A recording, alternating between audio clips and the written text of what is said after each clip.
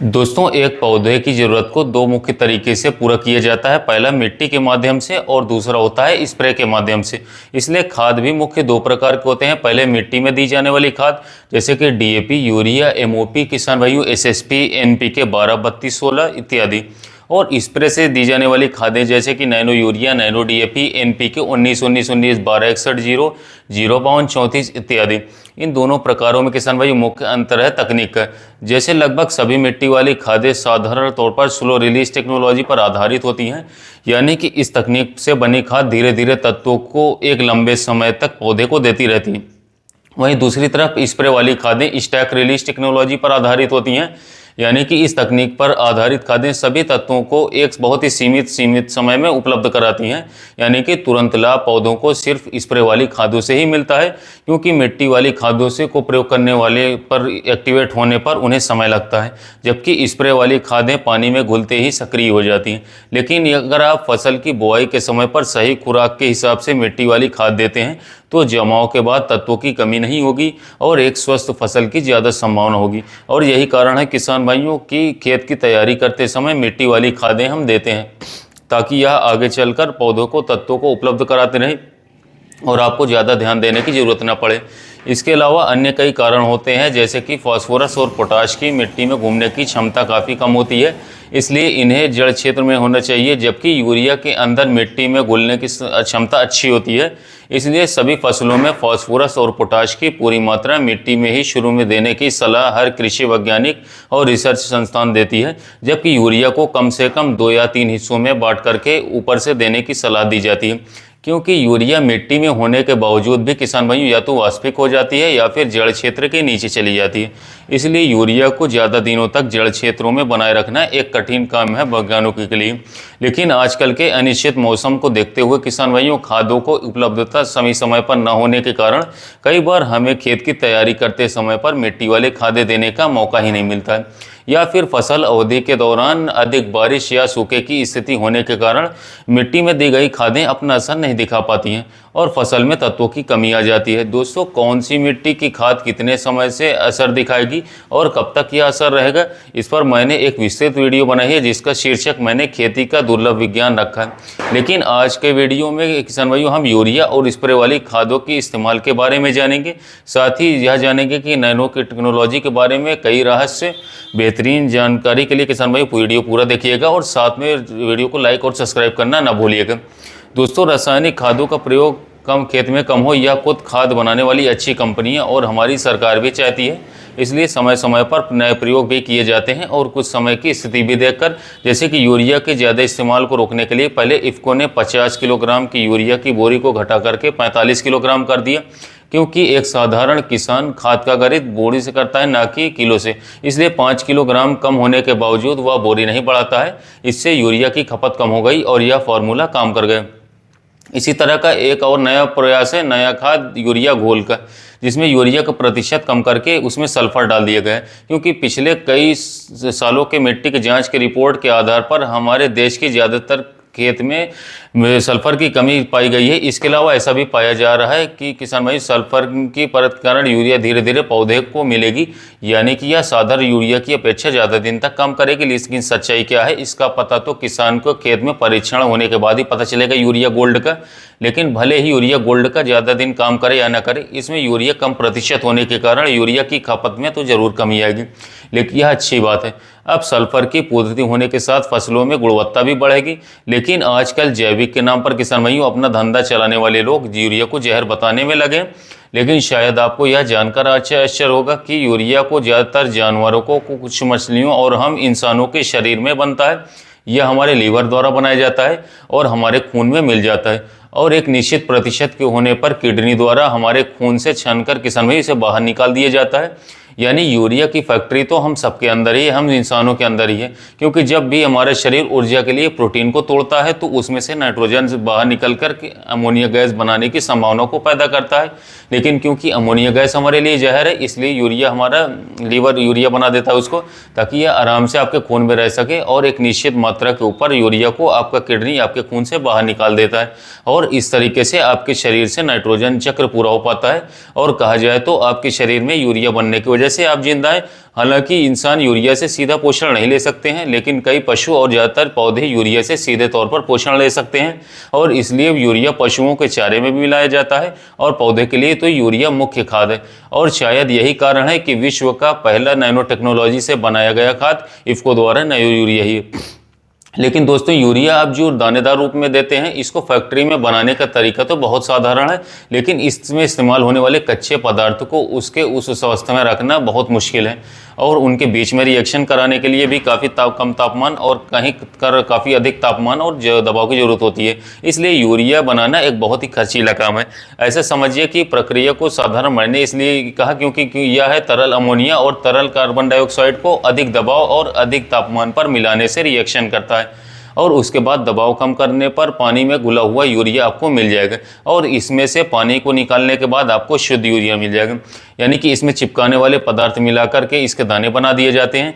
लेकिन अमोनिया और carbon dioxide gas को तरल रूप में लाने के लिए किसान भाइयों अत्यधिक ठंडा इसे करना पड़ता है, जिससे कि यह काफ़ी खर्चीला पड़ जाता है, और इनको आपस में मिलाने के बाद अधिक दबाव और अधिक तापमान भी देना एक काफ़ी खर्चीला काम है, क्योंकि पहले से यह काफ़ी कम तापमान में थे।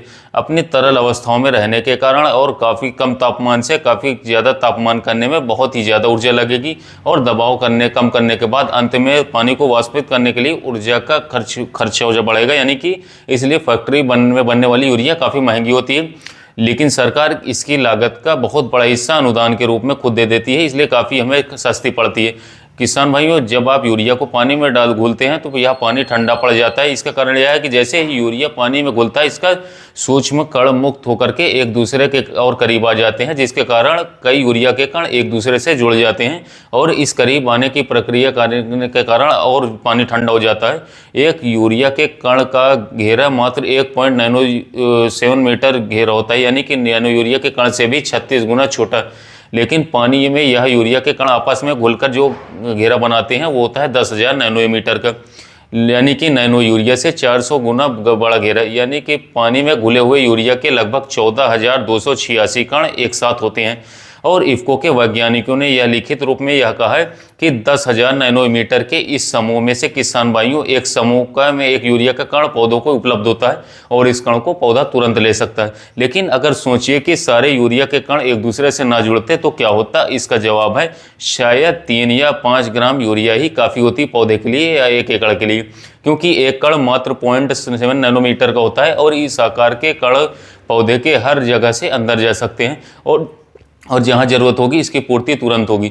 लेकिन आज तक कोई संभव नहीं कर पाया है कि हर यूरिया का कण एक दूसरे से अलग हो, क्योंकि इतने छोटे कण से छेड़छाड़ मात्र नैनो टेक्नोलॉजी से ही की जा सकती है, और यह तकनीक कोई बच्चों का खेल नहीं है कि इसे हर कोई समझ पाए। इसलिए शायद नैनो यूरिया को समझ भी नहीं पाए। लेकिन जिस चीज़ को आप समझ ना पाए, इसका मतलब यह नहीं कि वो काम नहीं करती या खराब है। हालांकि इफ्को ने बोरी वाला गणित यहाँ भी लगाने की कोशिश की है, ताकि अनपढ़ किसान भी समझ सके, लेकिन खेत पर इसका असर एक बोरी के बराबर न दिखने की वजह से इसे कई लोग गलत या बेकार मानने लगे हैं। हालांकि इसका प्रूफ या गणित दो इफ्को द्वारा दिया गया है वो बिल्कुल सही है, लेकिन मेरे हिसाब से इसको ज़बरदस्ती प्रूफ दिया गया है। लेकिन ज़बरदस्ती को समझने के लिए आपको पहले प्रूफ को समझना पड़ेगा, जो कि 100% इफ्को का है, और मैं इसको सिर्फ आसान भाषा में आपको समझा रहा हूँ। जैसे कि आप सभी लोग जानते हैं कि यूरिया की एक बोरी 45 किलो की होती है, जिसमें 46% नाइट्रोजन होता है। इसके हिसाब से किसान साथियों, एक बोरी में 45 किलोग्राम से 45 किलो के 46% को 20.7 किलो। अब इस यूरिया में से मात्र 35% ही पौधे ले पाते हैं, बाकी हवा में या मिट्टी के नीचे चला जाता है। यानी कि 20.7% का 35% हुआ 7.2 किलो, यानी कि मात्र 7.2 किलो यूरिया ही पौधे को एक बोरी यूरिया देने पर मिलेगा। दूसरी तरफ नैनो यूरिया के 500 ml के बोतल में लगभग 4% यूरिया होती है, यानी कि 500 ml से 4% हुआ 20 ग्राम। और इसमें अगर स्प्रे निश्चित अवस्था, समय और तरीके से किया जाए तो स्प्रे से 90% तक खाद पौधे ले सकता है। यानी कि इस 20 ग्राम में से 18 ग्राम पौधे ले पाएंगे और 2 ग्राम बेकार हो जाएगा। अब जैसे मैंने पहले ही बताया कि यूरिया के कण पानी में घुलने पर एक साथ मिलकर 10,000 नैनोमीटर का घेरा बनाते हैं, और इसमें से सिर्फ एक उपलब्ध होता है पौधे के लिए। लेकिन नैनो यूरिया में यही घेरा मात्र 25 नैनोमीटर का होता है, और इतने छोटे समूह, इतने छोटे आकार में होने के कारण यह सभी उपलब्ध होंगे पौधे के लिए, क्योंकि पौधे के लिए अंदर प्रवेश करने के लिए कुछ दरवाजे होते हैं जिनका आकार फिक्स होता है। जैसे धूल के कण दरवाजे के नीचे से भी आ सकते हैं, इसी तरह जब आकार इतना छोटा हो यानी कि नैनोमीटर में हो तो दरवाजों का कोई विशेष महत्व नहीं रह जाता और नैनो यूरिया के कण आराम से पत्तों की परतों को भी फेंकते हुए अंदर जा सकते हैं। लेकिन 10,000 नैनोमीटर का घेरा काफ़ी बड़ा होता है और यह अंदर नहीं जा सकता है। लेकिन अगर आप 10,000 नैनोमीटर को 25 नैनोमीटर से भाग देंगे तो आएगा 400, यानी कि साधारण पानी में घुले हुए यूरिया के समूह से 400 गुना ज़्यादा काम या 25 नैनोमीटर वाला समूह करेगा। अब क्योंकि 10,000 में से सिर्फ एक उपलब्ध है और सिर्फ 25 में से सभी उपलब्ध है, तो इस हिसाब से 18 ग्राम नैनो यूरिया को 400 गुना करने पर यह हो गया 7.2 किलो, जो कि किसान भाइयों बराबर है एक बोरी साधारण यूरिया से पौधे को मिलने वाली यूरिया के बराबर।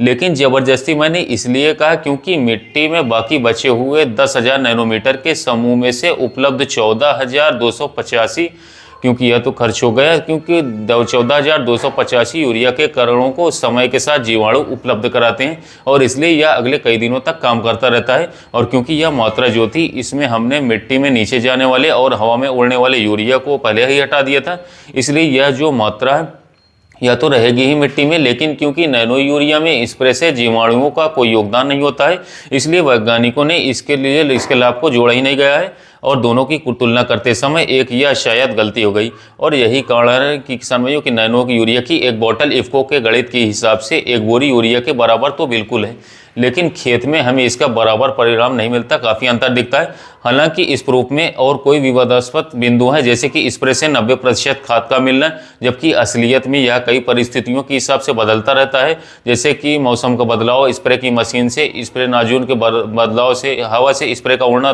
ठंड में, उससे स्प्रे का धुल जाना, बारिश से स्प्रे का धुल जाना और स्प्रे की बूंदों का पत्तों पर से नीचे से गिर जाना या फिर वाष्पिक हो जाना धूप के कारण।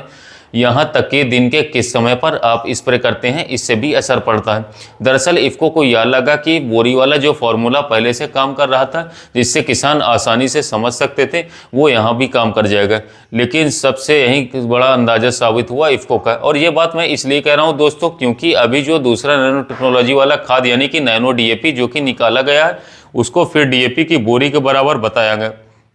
हालांकि इसका प्रूफ अभी तक नहीं दिया गया है, लेकिन मैं पक्के तौर पर विश्वास के साथ कह सकता हूं कि हमारे वैज्ञानिक कुछ भी प्रूफ कर सकते हैं, क्योंकि अच्छे वैज्ञानिक के लिए असंभव शब्द ही नहीं होता है, क्योंकि उनको कुछ परिस्थितियां और मापदंड बदलने पड़ेंगे जो वैज्ञानिक अभी भी खोज में है। लेकिन अब कंपनियों को भी समझनी पड़ेगी यह बात कि आज का किसान भले ही पढ़ा लिखा ना हो, लेकिन समझ वो सब कुछ लेता है। हालांकि अगर नैनो यूरिया की मार्केटिंग मुझे करनी होती तो मैं इसे जैविक यूरिया का नाम देता और पूरी कोशिश करता कि नैनो यूरिया को जैविक की श्रेणी में रखा जाए, और अगर इसके लिए और कुछ बदलाव भी करने पड़ते तो वो भी करवाता, क्योंकि मैं पिछले कई सालों से नैनो यूरिया का लगातार इस्तेमाल कर रहा हूँ और मेरे प्रयोगों के हिसाब से किसान भाई नैनो यूरिया में जैविक यूरिया के कई गुण उपलब्ध हैं, जैसे कि यह मिट्टी की संरचना को खराब नहीं करता है, यूरिया की हानि होने से रोकता है, जल प्रदूषण नहीं करता है, हवा को प्रदूषित नहीं करता है, इंसानों और कीटों पर कोई दुष्प्रभाव नहीं होता है।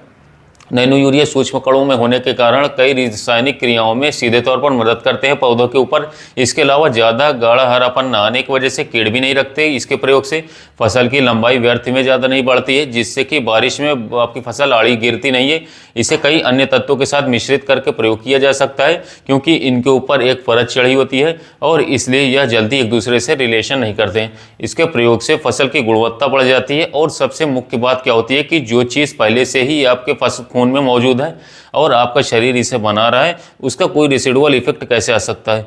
यानी कि यह जहर तो बिल्कुल नहीं है। हालांकि जैसे कि सबकी सीमाएं होती हैं, वैसे ही इसके प्रयोग की भी कुछ सीमाएं हैं, जैसे कि इसको सिर्फ स्प्रे से ही दिया जा सकता है, इसको सिर्फ पौधे की क्रांतिक अवस्था पर ही देने से अच्छा परिणाम मिलता है। स्प्रे से देने के कारण अतिरिक्त मजदूरी लगती है। स्प्रे से 6 घंटे के अंदर अगर बारिश हो जाती है तो इसका असर बहुत ही कम हो जाता है। और सबसे बड़ी चुनौती यह है कि सीमित मात्रा, जिसके कारण वो प्रभाव पौधे पर नहीं दिख पाता जो किसान देखना चाहते हैं। इससे कि कई बार प्रयोग करना पड़ता है निश्चित अंतराल पर। लेकिन दोस्तों, यह हमारा बहुत बड़ा भ्रम है कि जो फसल ज़्यादा हरी होगी वो ज़्यादा अच्छी होगी, जबकि ज़्यादा गाढ़ा हरा रंग कई कीटों का आकर्षित करता है।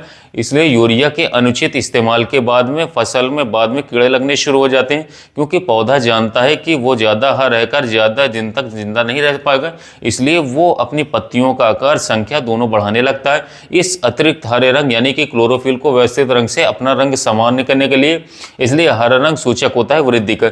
जितना गाढ़ा हरा रंग होगा उतनी ही तेज आपकी फसल वृद्धि करेगी, लेकिन जैसे ही ज़्यादा तेज गाड़ी चलाने से आप कहीं और जल्दी पहुंच सकते हैं, उसी तरीके से फसल को भी बहुत तेज चलाने से ज़्यादा अनाज पर पहुंचने के बजाय आप पहुंचेंगे ज़्यादा पत्तियों पर और ज़्यादा शाखाओं पर, जिसमें बहुत ही कम अनाज लगा होगा, लेकिन वो भी हो सकता है कि ज़मीन पर गिरा हुआ हो। दोस्तों, आप मेरे सभी वीडियो में पाएंगे कि मैं सभी स्प्रे वाली खादों का डोज हमेशा कम बताता हूँ, चाहे वो किसी भी ग्रेड का NPK हो, क्योंकि अगर स्प्रे से तुरंत लाभ मिलता है तो इसकी अधिक मात्रा होने पर तुरंत हानि भी होती है, तो नुकसान भी होता है। दोस्तों, स्प्रे वाली खादों को देने का तरीका समय और परिस्थिति के हिसाब से बदलता रहता है। जैसे कि पौधरोपण के समय आप घुलनशील NPK 19-19-19 की स्प्रे देने के बजाय आप ड्रिंचिंग देते हैं, ताकि तुरंत खुराक जड़ों को मिल सके और पौधा अच्छे से लग जाए और विकास शुरू कर दे। लेकिन नैनो यूरिया और नैनो DAP को ड्रिंचिंग से नहीं दिया जा सकता है। हालांकि इसका कारण इफ़को ने नहीं बताया है और ना ही किसी शोध में इसका कारण मुझे मिला, लेकिन मेरे सीमित ज्ञान के हिसाब से इसका प्रयोग मिट्टी में करने पर या मिट्टी के जड़ क्षेत्र तक पहुंच ही नहीं पाएंगे, क्योंकि मिट्टी में यह ऊपर ही रह जाएंगे। इसका कारण यह है इनका अत्यधिक छोटा रूप होना, क्योंकि इस रूप के कारण किसान भाइयों मिट्टी के चार्ज इनके लिए एक दीवार के लिए काम करेगा। इसलिए इफ़को द्वारा नैनो DAP को जड़ों में पहुंचाने का एक नया तरीका बताया गया है कि आप इसका घोल बना करके पौधों को इस घोल में कुछ देर तक रखें और तब जाकर पौधरोपण करिए। इससे जड़ें सक्रिय हो जाती हैं और मृत्यु दर कम होगी। लगभग सभी फसलों में पहली क्रांतिक अवस्था 25 से 35 दिनों के आसपास होती है। इस समय पर फसल इस काबिल हो जाती है कि फसल पत्तियों से अपनी खुराक ले सके, इसलिए इस अवस्था पर आपको अपनी फसल को देख करके जरूरत के हिसाब से उसकी पूर्ति करनी चाहिए। इसलिए पत्तियों को देख करके पहचानने के विज्ञान को मैं पोषक तत्वों के विज्ञान पार्ट 2 में बता चुका हूँ। और क्योंकि दोस्तों आप वीडियो अंत तक देख रहे हैं, इसलिए आपका धन्यवाद। और एक अहम जानकारी आपके लिए, आपने हमेशा सुना होगा कि स्प्रे सुबह और शाम को दीजिए, लेकिन आखिर ऐसा क्यों है? वो इसलिए दोस्तों कि पत्तों में नैनो टेक्नोलॉजी वाली खादों को छोड़कर बाकी सभी स्प्रे वाली खादें जो हैं पत्ते के अंदर सिर्फ उस विशेष रास्ते से ही जा सकती हैं जहां से पत्ते सांस लेते हैं, और इन्हें कहते हैं स्टोमेटा। ये ज़रूरत के हिसाब से खुलते हैं और बंद होते हैं, लेकिन पूरे दिन में सिर्फ सुबह और शाम ही ऐसा समय होता है जब ये सभी क्षेत्र खुले होते हैं। यहाँ तक कि रोगग्रस्त पौधे पर भी स्प्रे इसलिए कम काम करता है क्योंकि रोग में किसान भाइयों तनाव में होता है पौधा, और तनाव में यह ज़्यादातर छेद बंद होते हैं। इसी प्रकार चाहे वो तनाव अधिक धूप से हो, अधिक तापमान से हो, ज़्यादा पानी से हो, कम पानी से हो, या फिर सूखे की स्थिति हो, या फिर किसी भी रासायनिक प्रवाह जैसे खरपतवार नाशक के कारण हुआ, ऐसी परिस्थिति में खाद का स्प्रे करने से कोई विशेष लाभ नहीं मिलता है। क्योंकि हमेशा ध्यान रखिएगा कि तनाव मुक्त पौधा ही खादों को अच्छे से ग्रहण कर पाएगा। तो कैसी लगी जानकारी? अच्छी लगी हो तो लाइक ज़रूर कीजिएगा। तो मिलते हैं दोस्तों नई किसी अन्य वीडियो में एक नई जानकारी के साथ। इसके साथ मैं आशा करता हूं कि आपको नैनो DAP और नैनो यूरिया के बारे में जितनी भी कन्फ्यूज़न हुई होगी वो आप सभी को दूर हुई होगी, और इसके साथ साथ आप नैनो DAP और नैनो यूरिया का अपने खेत में अवश्य प्रयोग करें। आपको बेहतर रिजल्ट देखने को मिलेगा, अच्छा रिजल्ट देखने को मिलेगा, पर एकदम सही डोज में। 500 ml आपको लेना है 1 एकड़ खेत में, 120 से 150 लीटर पानी में घोल करके स्प्रे करना है, तभी आपको बेहतर रिजल्ट मिलेगा। धन्यवाद किसान भाइयों।